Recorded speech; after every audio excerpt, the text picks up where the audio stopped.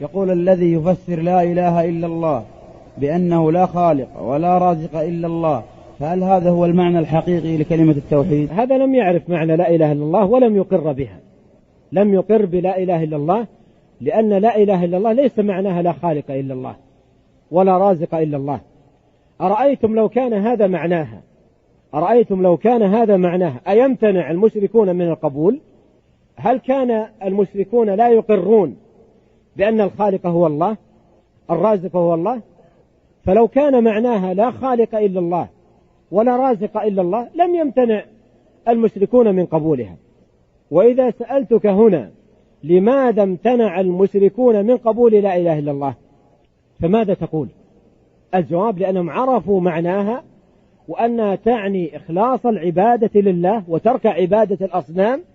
ولهذا قالوا لما قال لهم عليه الصلاة والسلام قولوا لا إله إلا الله تفلحوا، قالوا أجعل الآلهة إلها واحدا إن هذا لشيء عجاب.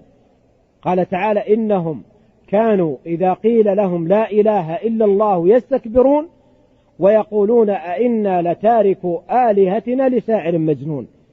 فهم يعرفون معنى لا إله إلا الله وأنها تعني إخلاص العبادة لله، ولهذا امتنعوا من قبولها.